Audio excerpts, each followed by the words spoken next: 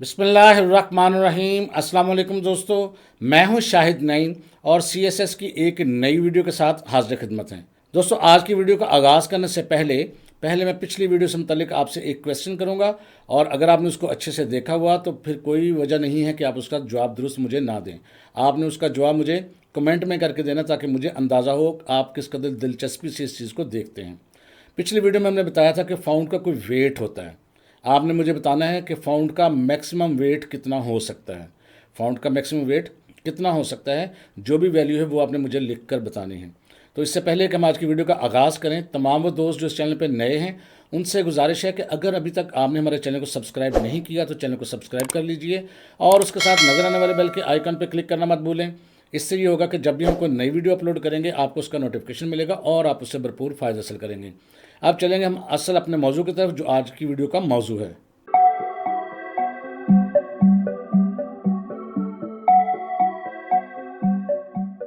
दोस्तों, अब हम देखेंगे कि सीएसएस के अंदर मेजरमेंट के लिए या साइज़ के लिए किस किस्म के यूनिट्स का इस्तेमाल होता है। तो नॉर्मली इनको कहते हैं, ये लेंथ के यूनिट्स हैं, यानी किसी भी चीज़ की पैमाइश करने के लिए। There are two types of length units in CSS. कौन कौन से दो किस्म के यूनिट्स हैं? नंबर वन, इनको कहते हैं एब्सोल्यूट यूनिट्स या absolute points. Number two, relative points या रिलेटिव यूनिट्स। पॉइंट्स कह लें या यूनिट्स कह लें, बात एक ही है। दोनों को बारी बारी देखेंगे। सबसे पहले क्या है? Absolute length. नाम से ही जाहिर है, पहले मैं आपको वैसे समझा देता हूँ। एब्सोल्यूट लेंथ से मुराद है जब भी आप एब्सोल्यूट वैल्यू देंगे तो कुछ भी हो जाए उसका वो साइज़ हमेशा वही बरकरार रहेगा, चेंज नहीं होगा और उसका इन्हिसार किसी दूसरी चीज़ पर नहीं होगा। These are not relative to anything else, यानी इनका इन्हिसार किसी दूसरी चीज़ पर नहीं होता। And are generally considered to always be the same size, और आमतौर पर यह तवक्को की जाती है कि ये हमेशा एक ही साइज़ के रहेंगे। ये कौन कौन से यूनिट्स होते हैं? ये बेशुमार हैं, जिसमें सेंटीमीटर्स हैं, मिलीमीटर्स हैं, इंचज़ हैं। जो ये यूनिट्स वही हैं जो हम रोज़मर्रा की ज़िंदगी में इस्तेमाल करते हैं। फ़लाँ शहर से कितने किलोमीटर दूर है। फ़लाँ जगह पर जाते हैं अगर आप किसी कपड़े की दुकान पे, तो कितने गज़ या कितने यार्ड आपको कपड़ा चाहिए, या अगर कोई लाइन खींचनी है कितने फुट की या कितने फीट की लाइन खींचनी है। तो ये मेजरमेंट के यूनिट्स हैं। तो यहाँ पर अगर किसी जगह कोई प्रिंट के लिए यूनिट्स इस्तेमाल करने हो तो सेंटीमीटर, मिलीमीटर्स या इंचज़ वगैरह भी इस्तेमाल हो सकते हैं।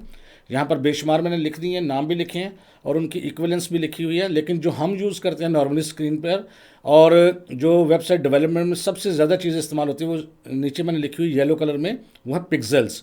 और पिक्सल्स को आपको समझाने के लिए स्क्रीन का जो मिनिमम पॉइंट होता है, छोटे से छोटा हिस्सा, वो पिक्सल कहलाता है।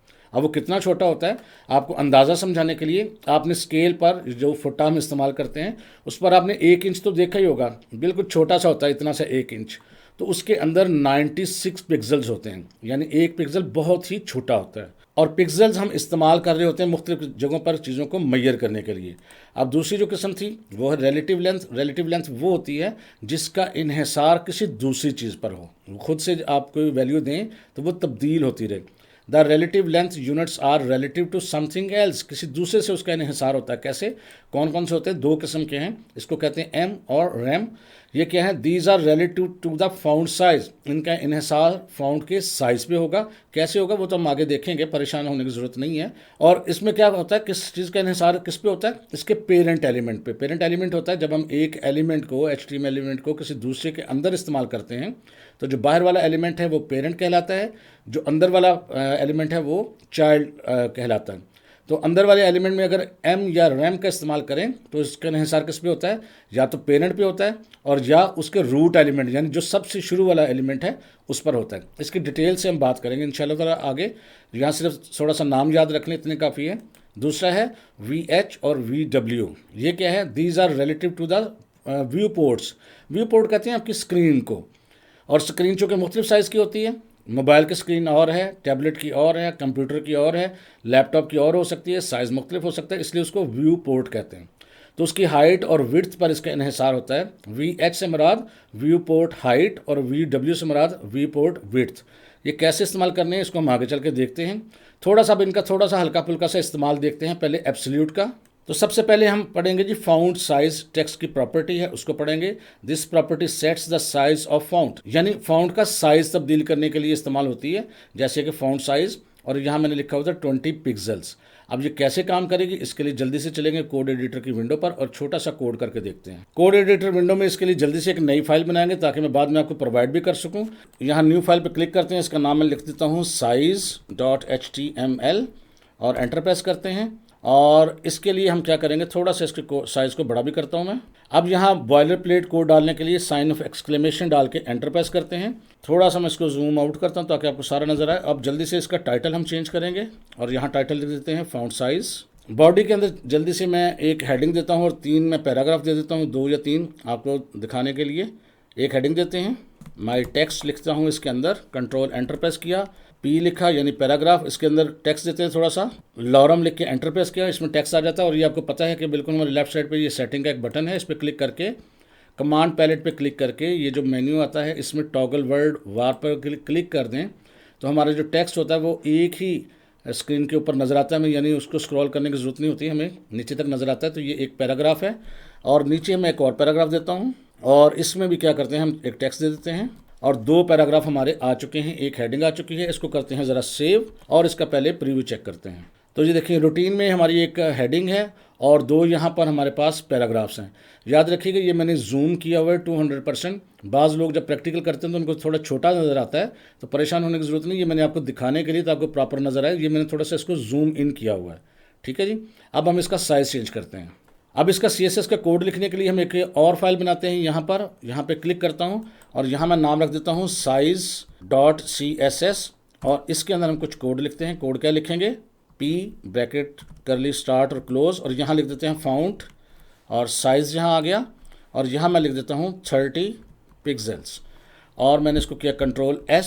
लेकिन अब ज़ाहिर है अभी तक हमने इसका लिंक नहीं बनाया।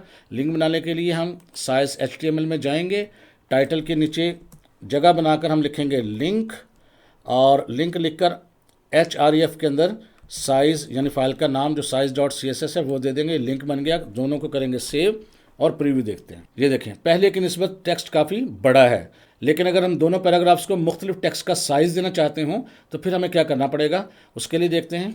अब अगर हमने साइज़ मुख्तलिफ देना है मुख्तलिफ पैराग्राफ्स को तो पहले पैराग्राफ को हम एक ID दे देंगे। जैसे मैं यहाँ लिखता हूँ ID और इक्वल और इसका नाम रख देता हूँ पैरा 1 और नीचे की तरफ जो दूसरा पैराग्राफ है उसके अंदर भी मैं लिखता हूँ ID और इसके अंदर नाम रख देता हूँ इसका पैरा 2। सेव कर लिया। अब हम क्या करेंगे, अब हम चलेंगे size.css में। अब यहाँ P की जगह अगर हम यहाँ लिख दें पैरा 1 और मैं यहाँ फाउंट साइज़ कर देता हूँ जी, फर्ज करते हैं 10 और यहाँ नीचे लिखते हैं साइन पैरा 2 करली ब्रैकेट स्टार्ट और क्लोज, इसमें लिख देता हूँ फाउंट साइज़ और यहाँ मैं लिख देता हूँ लेट्स सपोज 25 लेंज। इसको करते हैं सेव, चेक करते हैं। अब देखें जी ऊपर वाला जो पैराग्राफ है उसका फाउंट चूँकि हमने 10 कर दिया था तो बहुत छोटा सा है और नीचे वाले का हमने बड़ा कर दिया था तो वो ज़रा आपको बड़ा नज़र आ रहा है। ये ज़रूरी नहीं कि सिर्फ इसको पैरा पे आप इस्तेमाल करें, इसको किसी भी ऐसी जगह पर इस्तेमाल कर सकते हैं जहाँ टेक्स्ट इस्तेमाल होता है, मसलन हेडिंग में या एंकर पॉइंट में, कहीं पर भी। अगर हेडिंग को चेंज करना चाहें तो वो भी कर सकते हैं। H1 को हमने किया था तो हेडिंग काफ़ी बड़ी थी, इसको चेंज कर सकते हैं। जैसे यहाँ पर लिखते हैं हम H1 करली ब्रैकेट स्टार्ट और क्लोज और यहाँ लिखते हैं फाउंट साइज़। फाउंट साइज़ में यहाँ इसका दे देता हूँ लेट्स सपोज 15 पिक्सल्स, बहुत छोटा सा कर दिया मैंने।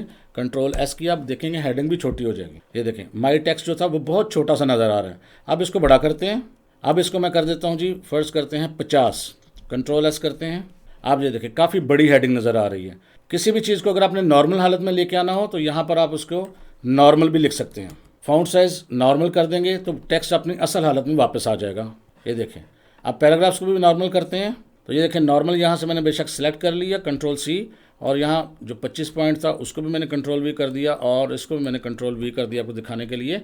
तो देखिएगा कंट्रोल S और यहाँ पर सेम साइज़ हो जाएगा। ये जी इस तरह अब कोई और प्रॉपर्टी देखते हैं ताकि हम मज़ीद चीज़ों को समझ सकें। यहाँ पर देखें लाइन हाइट प्रॉपर्टी है। ये क्या करती है, ये पैराग्राफ्स या टेक्स्ट जहाँ पर भी होता है उसकी लाइन, 2 लाइनों के दरमियान जो फासला होता है उसको कंट्रोल किया जाता है। This property is used to set the distance between lines of text, यानी 2 लाइनों के दरमियान जो डिस्टेंस है, फासला है, उसको कम ज़्यादा करने के लिए। जैसे कि लाइन हाइट 32, इससे क्या होगा, फासला कम ज़्यादा कर सकते हैं। करके देखते हैं। हम ऐसा करते हैं कि HTML के अंदर जो हमारे डॉक्यूमेंट है इसमें एक पैराग्राफ को अरेज कर देते हैं, यहाँ से अरेज कर दिया, एक पैराग्राफ पे काम करते हैं और इसमें मैं कुछ टेक्स्ट और ऐड कर देता हूँ ताकि आपको नजर आए। लॉरम और मल्टीप्लाई बाय 10 मैं लिख कर एंटर करता हूँ, काफी ज्यादा टेक्स्ट आ जाएगा। ये देखें काफी सारा टेक्स्ट आ गया। कंट्रोल S करके इसका प्रीव्यू देख लेते हैं। ये देखें जी काफी सारा टेक्स्ट आ गया, थोड़ा ज्यादा ही है, इसको मैं कम कर दूँ ताकि आपको नजर आता रहे। थोड़ा टेक्स्ट हम अपना कम करते हैं जी। तो टेक्स्ट मैंने कम कर दिया, बस इतना टेक्स्ट काफी है। कंट्रोल S करके सेव कर। तो अब हम इसको कुछ थोड़ा सा लाइन हाइट देते हैं ताकि आपको समझ आ जाए। अब हम जाएंगे size.css में और यहाँ पर क्या करेंगे, बेशक इनकी अब जरूरत नहीं है, इन सबको हम खत्म कर सकते हैं और यहाँ अब लिख देते हैं हम P और ब्रैकेट स्टार्ट और ब्रैकेट क्लोज। यहाँ पर हम लिखते हैं लाइन हाइट। अब लाइन हाइट फर्ज करते हैं, मैं पहले बिल्कुल छोटा सा लिखकर आपको दिखाता हूँ, जैसे 20 पिक्सल। ये बिल्कुल एक दूसरे के बिल्कुल घुस जाएगी अंदर। कंट्रोल S करते हैं, प्रीव्यू चेक करते हैं, ये देखें बिल्कुल साथ साथ है। लेकिन अगर इसको खुला करना है तो क्या करना है हमें, इसको 20 की बजाय मैं 50 पिक्सल करता हूँ, कंट्रोल S करता हूँ। अब देखते हैं, अब देखें ये सारा पैराग्राफ वो खुला खुला हो गया, ये देखें आपके सामने। और अगर मैं इसको कम करूँ, जैसे मैं इसको 10 कर देता हूँ, कंट्रोल S, और अब देखते हैं, ये देखें बिल्कुल एक दूसरे के अंदर घुस गया है। ठीक है जी। अब मैं चाहूँ तो इसको नॉर्मल पोजीशन में भी लिख जा सकता हूँ। इसके लिए सिर्फ मैं इसको लिख देता हूँ नॉर्मल। अब नॉर्मल लिख के सेव करते हैं और चेक करते हैं, ये देखें ये नॉर्मल पोजीशन में आ गया है। तो इस तरह हम अपने पैराग्राफ की हाइट जो है अपनी मर्जी के मुताबिक एडजस्ट कर सकते हैं, जैसी ज़रूरत हो वैसा काम कर सकते हैं। बस आज के लिए इतना ही जी। मैं उम्मीद करता हूँ ये छोटी सी वीडियो आपके लिए हेल्पफुल रही होगी। अगर ये वीडियो अच्छी लगी है तो इसको लाइक कीजिए और शेयर कीजिए। इंशाअल्लाह ताला मुलाकात होगी नेक्स्ट वीडियो में कुछ नई चीज़ों के साथ। तब तक के लिए इजाज़त दीजिए। अल्लाह हाफिज़।